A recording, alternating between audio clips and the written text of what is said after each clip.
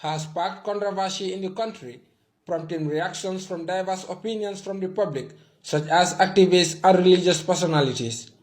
However, with the widespread of Western education, the advocacy and campaign against FGM started in the 80s and its abolishment in the Gambia reached its milestone in 2015 under the Jammeh administration.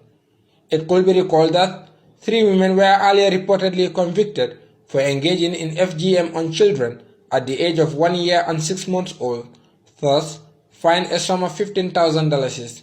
This was later paid by a prominent Imam Abdullah Fati.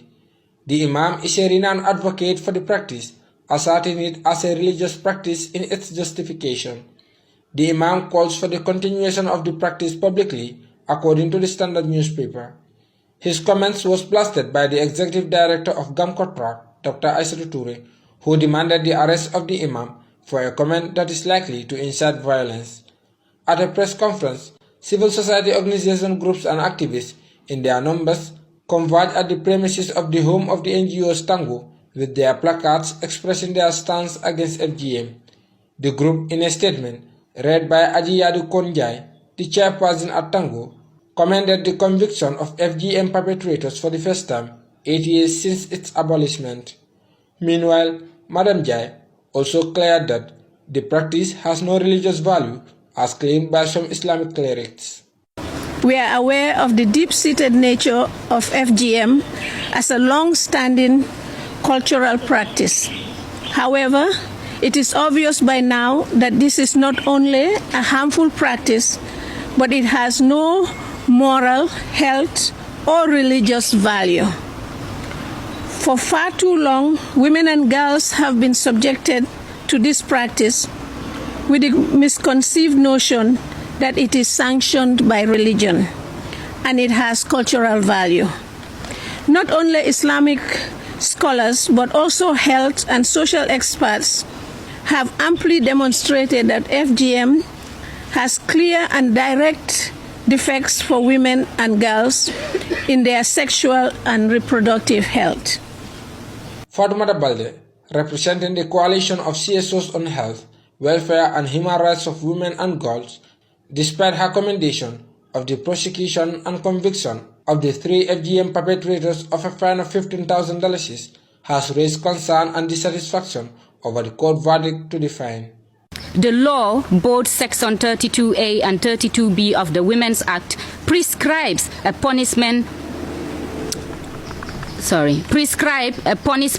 of 3 years of imprisonment or a fine of $50,000 or both for engaging in the practice of FGM or being an accomplice to it, respectively. Therefore, the $15,000 fine by the court raises critical concerns about the adequacy of the response to the seriousness of the crime. Additionally, she also frowned on individuals whose advocacy is influencing the promotion and continuation of FGM. Some public figures have openly supported the convicted individuals and continue to publicly advocate for the continuation of the practice of female genital mutilation, despite Section 32B of the amended Women's Act criminalizing the incitement of promotion of FGM. Such a behavior not only inflicts harm, but also runs contrary to the principles of justice and the protection of women and girls. Female genital mutilation, popularly called FGM, is a widespread practice in Africa, with the Gambia of no exception for time immemorial, with the belief that it is a cultural and a religious practice beneficial to the girl child. According to the group, the practice of FGM on the girl child is harmful, as her reproductive health is at risk, regardless of receiving its first prosecution and conviction against its perpetrators.